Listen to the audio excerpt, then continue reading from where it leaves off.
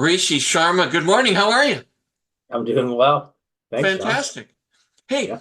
thank you for coming on to to the inaugural meeting of the Victoria Leadership Collective, something that we've sort of created to capture the experiences and the expertise that you and and I hopefully others will come on board and share with the community because man, oh man, have we been through a few experiences in our lifetime to warrant talking about how that relates to leadership, right? And so you've just finished, of course, getting some expert training in leadership. You want to just tell us a little bit about that and what's going on? Yeah. I there was a summer where I was on a summer break, Hmm. and you know me and how much I like to move and keep doing stuff. I was bored. So I go to my wife and said, I'm gonna get my master's. Oh, And she of looked at me and course, she goes, that's what we all do, isn't it? she goes, you can't just get your master's. And I go, well, I think I can. So I looked around and said, hey, I want to get my master's, and Royal Roads popped up, and I've heard of a lot of people taking courses through Royal Roads. And so I looked at what I would like to take out of their programs, and there was a Master's of Arts in Leadership, and there was an MBA and some others. And we're pretty entrepreneurial. We're in the residential construction business. Me and my wife were pretty comfortable, so I'm like, I don't need someone else to try to tell me how to make money. I've got some skills there, but Right. leadership, I've had a lot of challenges, and Mm. I've had a lot of great opportunities, And and I thought experiences. experiences. Yeah, Yes. so here I am. Maybe I've been told I'm a good leader, but that's anecdotal.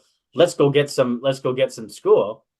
And so it's some education. And then I was told I'm not ready for Royal Roads because I've written a lot of papers to national magazines and articles, but wasn't the APA 7 style that they wanted.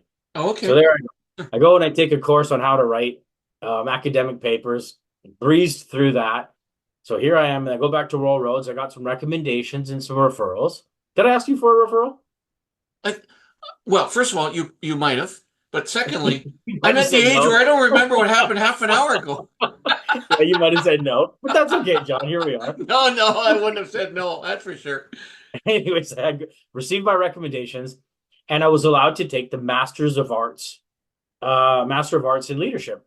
And so that's a 2-year program, Yeah. and I'm Wow. in. And it was during COVID, so here I am, pretty much virtually, which was a lifesaver for me because as a student, I couldn't sit in the classroom; it was difficult for me. So here I Plus, am you've got a virtually, family, you're working, all that kind of stuff. all that stuff full time, yeah, full time work, residential construction, coaching, community oriented, 3 kids, and extended family, trying to do that. But Yeah, so yeah, yeah, yeah. here I was. That's it. I really put a stop to almost everything. Seclusion, like I said, I'm in my little box in my daughter's room where I created an office. That's so Got a great. whiteboard. Yeah, I threw a whiteboard up and I started studying. And wow, it was difficult at first, but I learned to really trust my faculty and trust the process. And here I am, 2 years into the program, doing extremely well. And then you have to decide on if you want to do an ELP project or write a thesis. So, so again, go to my wife, said, I'm going to write a thesis. She goes, you can't just write a thesis. I said, watch me. And so here I am, a year after the program. I wrote a thesis, 150 pages, finished, I think, just in May. April did a final approval, and I walked across the stage having a thesis drafted and published by June. By June, three Extraordinary. years later. Yeah, it was fantastic. Extraordinary. And even though you Really, look like you're like 24 years old, you are likely more middle-aged man, which complicates things even more to go back to school and to sort of do all those academic things, right? it's hard. You're in a situation where you think, should I stop? Should I retire? Do I turn the engine down? Do I gear down a little bit? And Hmm. I thought, you know what? I've been successful without this academic background and just with working hard and like being called the hardest working person in the legislative buildings by the premier's office. And Hmm. which was heartening to hear, but I'm like, I never had that academic background to hold. And because I was always kind of cautious, like, oh no, I wanted to be this leader, but I don't have that academic background. But here I am Yeah. leading. but Mm. there's always something in the back of my head saying, no, I'm not as good. Well, And you so know what? First of all, you are I appreciate extraordinarily strong, accomplished, experienced leader. Um, but nonetheless, what extraordinary accomplishment to get this, to get this master's degree. What was all of these sort of post-grad degrees it. have a specialty. Was there a specialty that you studied during your 2 years? Uh, yeah. Oddly enough, it was me. Okay. So, Wow. so here I am in this position, and even me saying that I didn't think I needed more. Yeah. Like I really wanted to dive into my leadership skills because you're right. The academic background is one thing, but the experience, and there's so many other people who don't have that academic background that I look up to as mentors who've helped me out. But Hmm. it was just, why am I feeling this? Like, what's with my unconscious bias? Yeah, yeah, yeah. What's with So my you had to assumption? scratch that itch, didn't you? You got it. Scratched it. And that's what the whole throughout the leadership program, this is what they were focusing on, your Hmm. own personal mastery. And I'm like, what? So I just dove right in, and I was emotional. I look back to some of those experiences that I wanted to forget, brought them all forward, and man, it was tough. And then the thesis, it's a first person thesis. Yes. So usually you'd go to an organization and try an organization with their leadership and their challenges. Well, I did first person, focusing on my own challenges, and I used uncomfortable conversations as a key theme, Wow. boundary critique theory, Yeah. and uncomfortable conversations, and utilizing those uncomfortable conversations to build relationships. And so here I am, doing digital journaling on a weekly basis, looking at boundary critique, looking at my challenges as born of immigrants, Yeah. marrying someone who's of a different religion than me, and how even though she's a visible minority, how we clashed, our families Wow. clashed at that end. Wow. So it's not Wow. just a white brown thing; it's an everybody. Wow. This is Oh, fantastic. This has got tons of content for us, believe it or not. I see it that way. But, yeah. so I know folks think I barely turned the age of 50, but actually this year I turned the age of 65. And I Holy, thought, I thought to myself, okay, time to write a book. Isn't that, here, you thought, well, I had a couple months off. I'll go get a master's. I turned 65. Well, guess you're what? I gonna want write to a write book. a book. And then That's I funny. studied, should it be a digital book? What the hell is it going to be on? And I sort of settled down on, well, why don't you talk about your extraordinarily varied life in business, organizations, community, all those things. And all of those things actually, as they start to analyze all that, they were all focusing around providing leadership, providing leadership exemplars, being involved in stuff in which I had to solve things.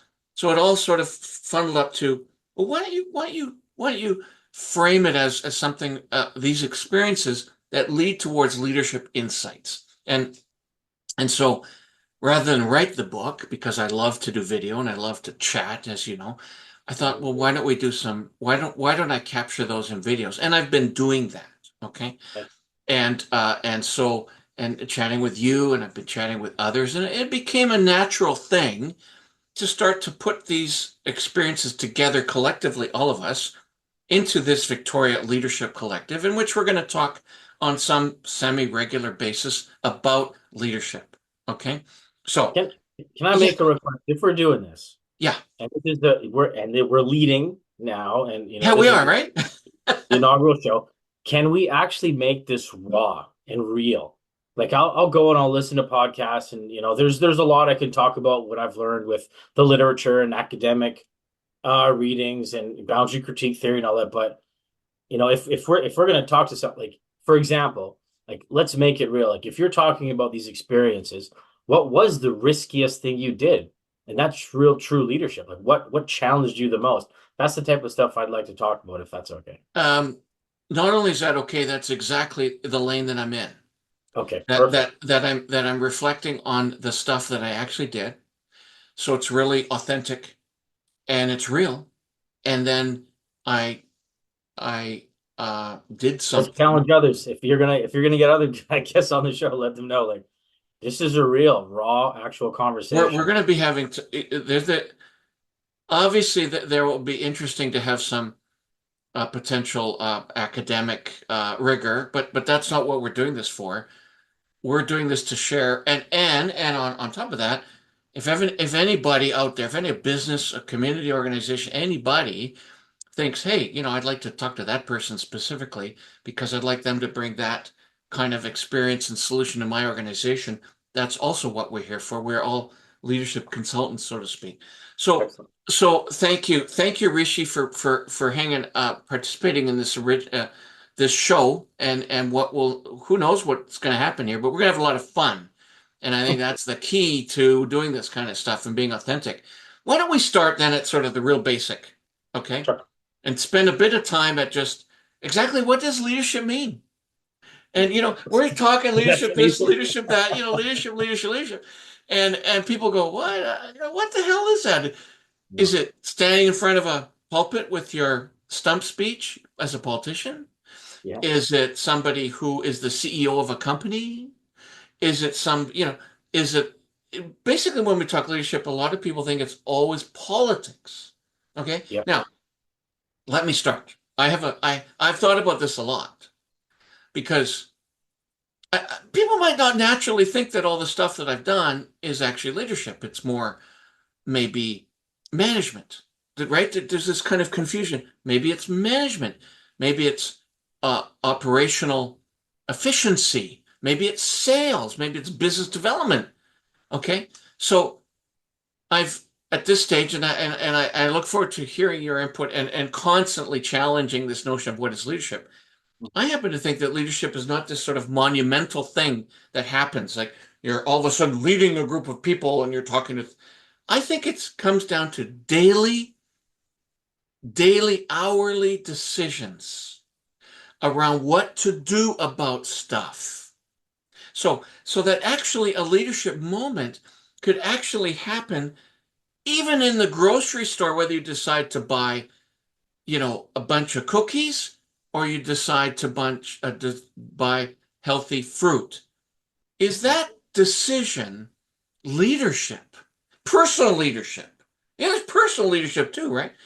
Mhm. So I'm really going to espouse on these shows and everything I do that leadership, in fact, happens all the time. And you can categorize that, and you don't even know you're leading, but you are. And if you begin to recognize that these are leadership moments, that sort of collectively helps you feel better, makes you, I think, helps your morale, helps build your confidence, and collectively, you become a better leader because of these hundreds of little leadership moments. And that's sort of my theory and why I really like what we're doing is, reflecting on these.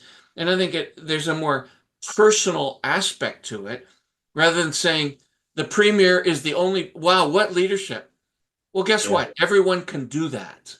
So that's kind of my theory. And I'd love to hear your thoughts on that and your personal expression of what leadership is. Yes, I agree with you. There are constant daily leadership objectives or decisions that you'll have to make. I kind of think that's more of building your personal mastery and confidence. So you have the confidence and ability to make some of those, those decisions on a daily basis. But studying boundary critique, and that's a theory of my thesis of my paper, and looking, and I was thinking about this after you called because I assumed you were going to ask about a definition of leadership, Mhm. which they're really like I just looked it up. McKinsey, here's the four, they surveyed their staff and they did a survey out there, and here's four things that they said: being supportive, operating with a strong orientation towards results, seeking different perspectives, solving problems effectively. Okay, there's That four could be a things that good manager. yeah, that's more of a manager. And so I was like, okay, but leadership, I think, is if you to the what came to mind right away was doing something risky that's against the grain. Mm. And that's what I've had to do to show leadership. Taking a chance, throwing myself out there, and that is a big momentum thing, right?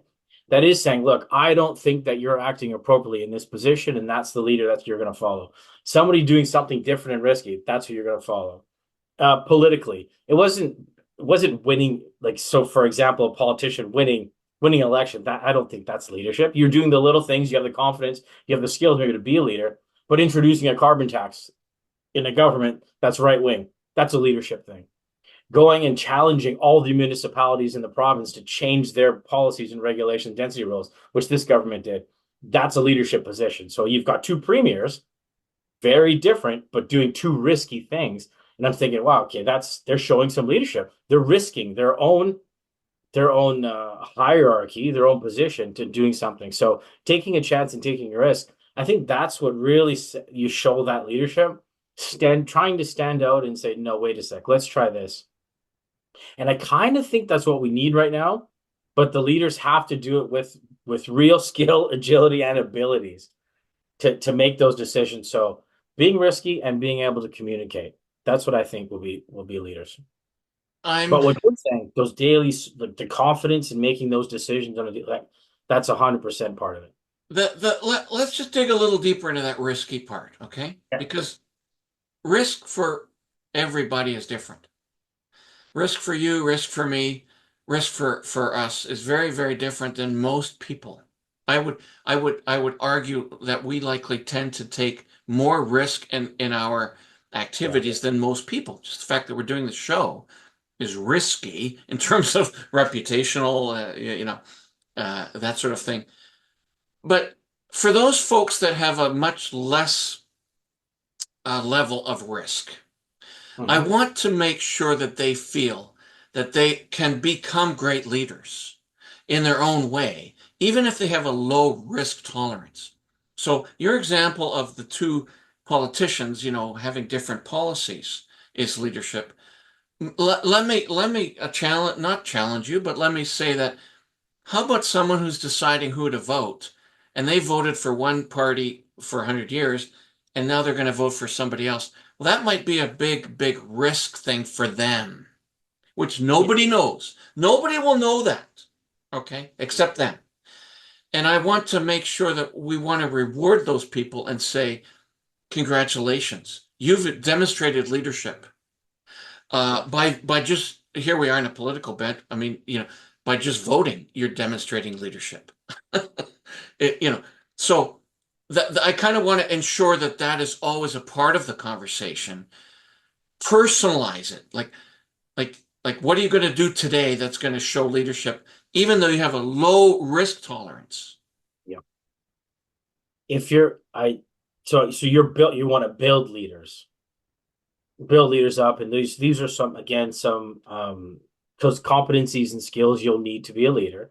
And Yep. I don't think anyone should, feel down that they're actually not at that level just yet to jump on a podcast like we are, to go and change their vote. And like, hold on a second, I've been voting left my whole life. I'm going to try to vote right. Yeah, I get that. And we can build those skills and competencies up. But I'll give you an example that we were in where I think I actually took a leadership position where it was one of those difficult decisions. And I knew it was going to be, could be harmful and it's going to put me out there even more. But I thought, screw it, I'm going to do it. When we were sitting there and we were racially accosted, standing in the middle of standing, putting up signs, we're both leaders for being a part of that, John, for going out there, for being part of the political process, for putting up signs, for putting ourselves out there saying we're voting this way and we're part of this party. But then somebody coming and racially accosting us and us sitting there getting berated by this guy, leadership was not harming him are doing anything back. So that's also leadership skill. But I think the true leadership example of that was the next day, or we chatted about this and we had to host a meeting to ensure that we were okay. Let's talk about this uncomfortable conversation. There's leadership and going through it calmly, and then actually putting ourselves out there again with media, with others, and talking about it. Because most people would say, no, I'm not doing that. So the real leadership was, again, a big movement to say, I am going to talk about that because it's impacting so many others. And that's true risk. So there's where I would put the leadership. I'll never forget that night. And of Brutal. course, the impact, as much as they were racially accosting us, they weren't me. You was you. I was a white guy in that scenario. The impact to me was, how do I how do I process this? We're going to do a whole show on that, maybe multiple. How do I process? How do I react to this? How do I not get angry? And then what right do I have to do anything? Oh, massive amount of stuff. But Rishi, Yeah. we also, I've been doing a ton of these kind of shows and got to be respectful to our audience who don't want to be listening to us for too long. So we're going to probably tie it up now. We Okay. really want to welcome comments. We want to know what you guys think is definition of leadership. We want to know how you react to our comments around this. We're not going to stop talking about this, but we're certainly going to be very authentic. We are going to be talking about experiences and how they relate to all these concepts we're yakking about here, and very much look forward to talking to you, Rishi, and having the Victoria Leadership Collective become an exemplar for the community where people go, oh, this is fascinating, and they build up whatever they're building up, right? So Yeah. thank you very much, Rishi. Talk to you soon. Thanks, John. A Okay. pleasure.